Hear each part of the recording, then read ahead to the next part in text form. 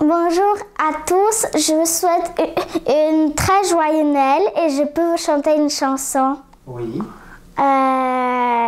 J'espère que je peux choisir Petit Papa Noël. Oui. Attends, c'est quoi le commence? C'est quoi le commence? Non, папа. Ты можешь только один куплет? C'est la belle nuit de Noël, la neige tout sera blanc, et les yeux d'élèves vers le ciel. Aux genoux les petits enfants, avant de fermer leurs paupières, ils font une dernière prière. Petit Papa Noël, quand il descendra du ciel, avec des jouets par milliers, n'oublie pas mon petit soulier.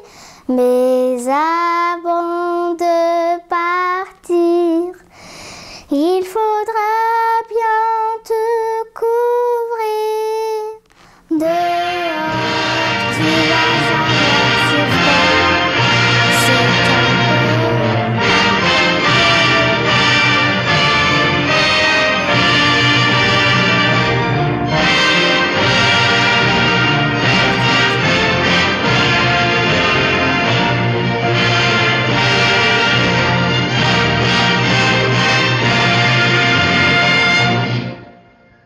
C'est la belle nuit de Noël, la neige étend son manteau blanc, et les yeux levés vers le ciel, à genoux les petits enfants, avant de fermer les paupières, font une dernière prière. Petit Papa Noël, quand tu descendras du ciel, avec des jouets par milliers, n'oublie pas mon petit soulier. Mais avant de partir, il faudra bien te couvrir. Dehors, tu vas avoir si froid. C'est un peu à cause de moi. Il me tarde tant que le jour Papa Noël descendra du ciel avec des jouets par milliers. N'oublie pas mon petit soulier. Alors, joyeux Noël 2017 pour commencer la nouvelle année 2018 en famille. Donc une petite vidéo juste avant de partir au chalet. On voulait vous dire que on est particulièrement fiers d'avoir dépassé le cap des 3000 abonnés sur YouTube. On est à peu près à 3100 abonnés maintenant. C'est vraiment une grande fierté. 11 000 abonnés sur Facebook. On est dans les médias sociaux très présents. Et je voulais parler de la notion de communauté. Donc en fait, on a réussi à créer, depuis 2015 qu'on existe, on a réussi à créer une communauté d'hommes et de femmes. C'est important de le préciser. Et nous sommes donc un ensemble de personnes qui croyons aux valeurs traditionnelles. On croit tous également que le féminisme n'est pas forcément une solution d'avenir pour le futur et que c'est plutôt quelque chose qui a tendance à détruire les relations entre les hommes et les femmes qu'à les améliorer. On a tous des idées particulières qui nous appartiennent. Évidemment, l'agence CQMI n'est pas propriétaire de ces idées. Ce sont des idées qui vous appartiennent à tous. Nous sommes simplement un endroit de rencontre, nous sommes un lieu de rencontre, c'est ce que j'appelle la communauté. Les vidéos du CQMI permettent de rassembler un ensemble de personnes qui croient à des idées fondamentales de base comme les valeurs traditionnelles dans le couple, la famille, etc. Donc c'est ça qui est important, c'est ça qu'il faut souligner et c'est pour ça que vous êtes les bienvenus de participer aux idées du CQMI, de m'écrire à antoine@cqmi.ca pour partager ce que vous pensez avec moi, pour m'expliquer ce que vous pensez, etc. Parce qu'en fait, c'est plus qu'une entreprise, c'est une communauté de gens qui ont des valeurs en commun et des croyances en commun. Et c'est ça qui est important et c'est ça qui se traduit sur notre chaîne YouTube.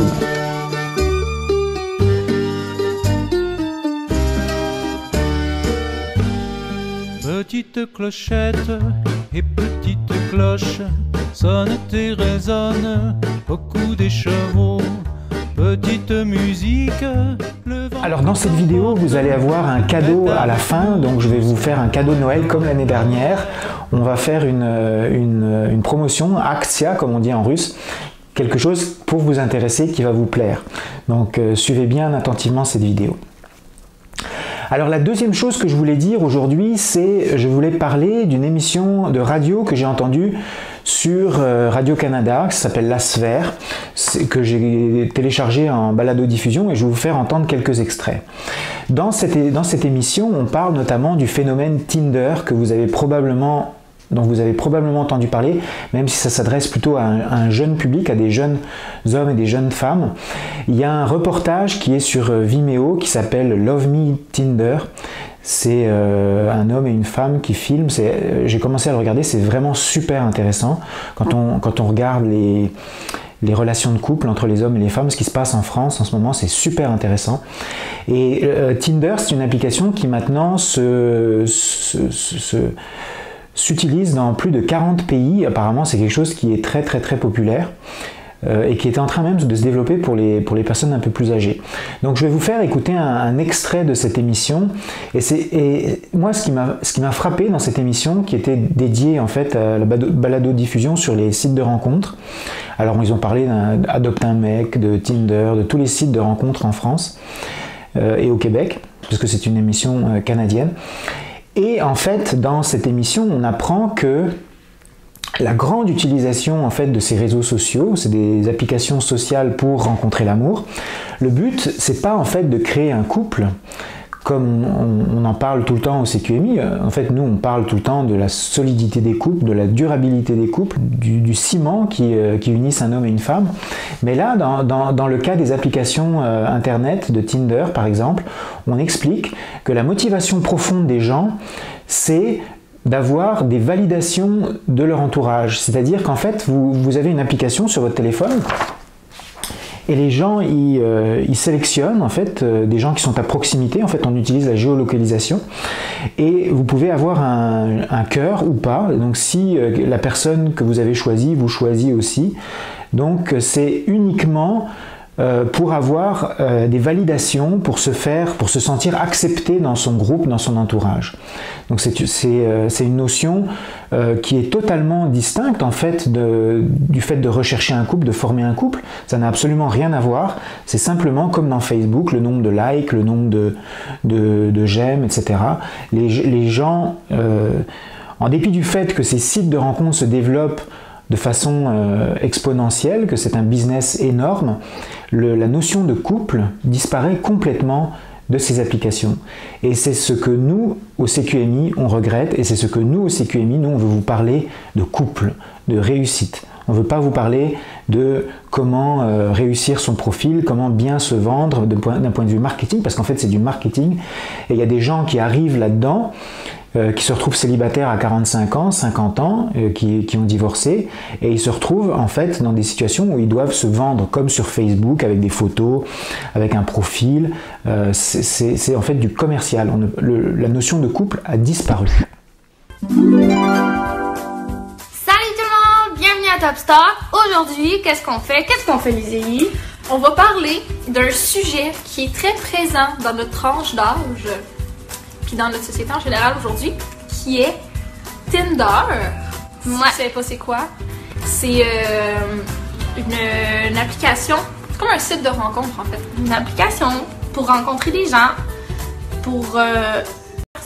On envoie des salutations à Dubstock. C'est deux filles, deux jeunes lesbiennes qui sont sur les réseaux sociaux. De Tinder. Comme faisait remarquer Laura. Et c'est fort intéressant. Ça Elles sont sur Facebook, elles sont sur YouTube. D'ailleurs, ça, c'est un extrait de leur chaîne YouTube. Ils parlent un peu du drame aussi. Ce qui est intéressant, Mathieu, c'est qu'on voit que c'est aussi une nouvelle clientèle là, sur Tinder. C'est plus juste les rencontres hétéros, gars, filles, ados. Elles sont toutes jeunes et elles trouvent ça difficile parce qu'évidemment, bon, il y a moins les lesbiennes en nombre absolu. Elles sont moins présentes. Mais tout le monde s'intéresse à Tinder. Pas ça. Ouais, c'est ça. On en parlait tout à l'heure. Le MIT s'y intéresse, mais il y a beaucoup d'autres études qui essaient de percer les secrets de cette application de rencontre. J'ai été très surprise. Je viens d'aller vérifier. Et l'étude dont je vous parle est une de celles qui a été les plus téléchargées récemment. C'est une étude qui s'appelle Love Me Tinder. Et ça, c'est sur les publics, finalement sur les adultes émergents qui commencent à utiliser les réseaux sociaux. C'est paru sur un journal qui s'appelle Telematics and Informatics.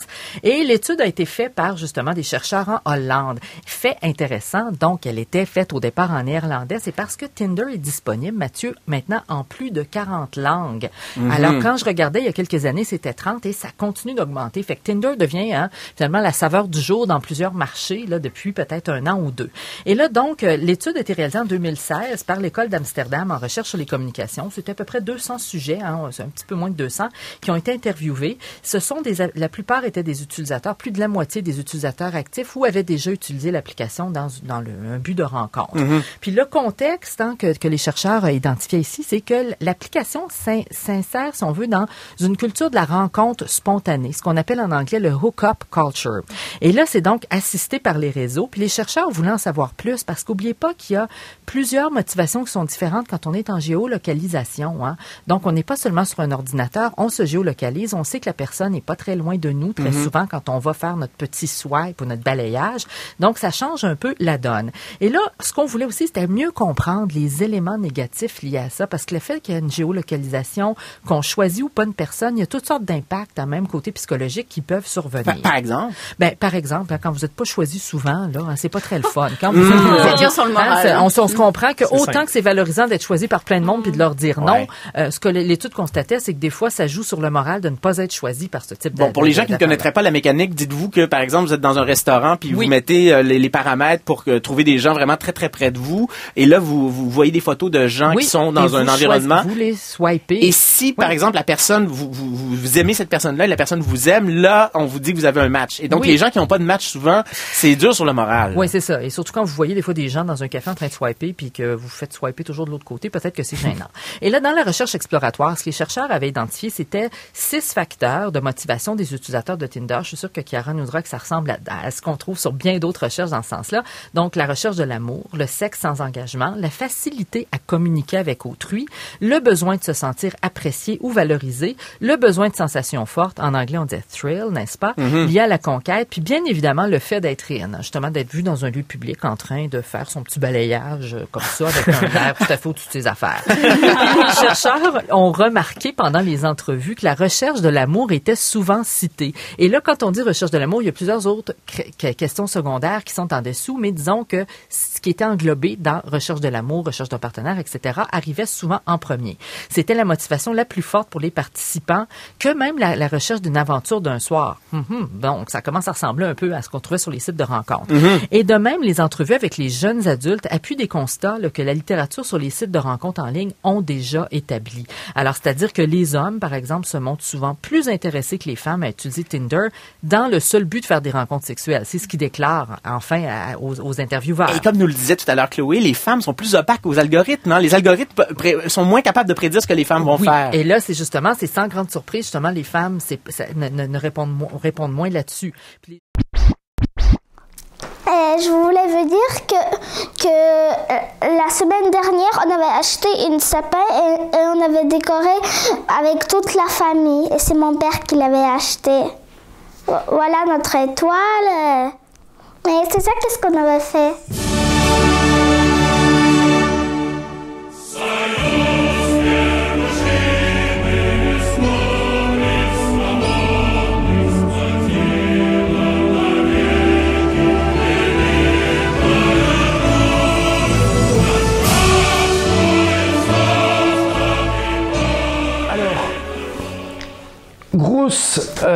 grosse action, de grosses propositions qu'on vous fait, on en a parlé ensemble, pour l'année 2018.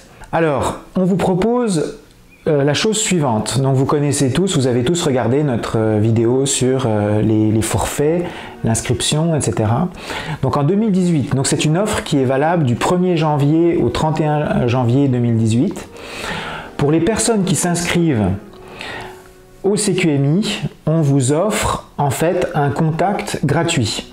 Alors si vous vous inscrivez pendant cette période-là, du 1er janvier au 31 janvier, vous payez votre inscription évidemment, c'est toujours payant, donc vous faites votre profil, nous on vous aide à faire votre profil, on ne vous demande pas de le faire tout seul, on va vous orienter pour que ça soit positif et que ça marche.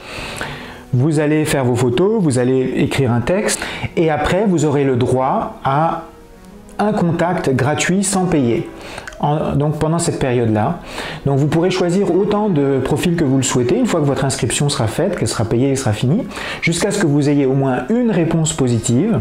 Et quand vous aurez une réponse positive, vous allez recevoir les coordonnées de la fille qui a accepté de communiquer avec vous. Donc on parle de ces coordonnées Skype, email et Viber. Donc vous pourrez engager la communication avec elle et peut-être, pourquoi pas, établir une relation avec cette personne-là sans avoir à payer. Donc on vous garantira que vous obtiendrez au moins une coordonnée gratuitement du 1er janvier au 31 janvier 2018 si vous vous inscrivez pendant cette période-là. Voilà, donc c'est une super belle offre. J'espère que vous allez savoir en profiter. Je vous souhaite un joyeux Noël et on va se retrouver très prochainement. Donc là, on va vous proposer d'autres vidéos. Je continue à vous montrer les vidéos du voyage de novembre 2017. Rappelez-vous, le voyage de mars, du 16 au 25 mars, est toujours disponible. Et bon, il n'y a pas de réduction de prix sur ce voyage-là parce qu'en fait, c'est un voyage de haut de gamme, comme disait Eric dans sa vidéo, avec une grande qualité de service et on a besoin effectivement de vous facturer le plein prix pour ce voyage-là. Par contre, vous pouvez essayer en janvier avec cette offre super intéressante. Merci et passez un joyeux Noël. Chanter une chanson. Par un dimanche au Sarman, allant promener. Par un dimanche au Sarman, allant promener. J'ai rencontré la belle, je lui ai demandé. Donne de l'air de matapatali matamatalu malimat. Matapatali matamatalu larde. Donne de l'air de matapatali matamatalu malimat. Matapatali matamatalu larde. J'ai rencontré la belle, je lui ai demandé. J'ai rencontré la belle, je lui ai demandé. Je lui ai demandé si tu étais mariée. Donne de l'air de matapatali matamatalu malimat. Matapatali matamatalu larde. Donne de l'air de matapatali matamatalu malimat. Matapatali matamatalu larde. J'ai rencontré la belle, je lui ai demandé. J'ai rencontré la belle, je lui ai demandé. Je lui ai demandé si tu étais mariée. Donne de l'air de matapatali matamatalu malimat. Matapatali matamatalu larde. Donde el ardem matapatali matamatalu malimatum.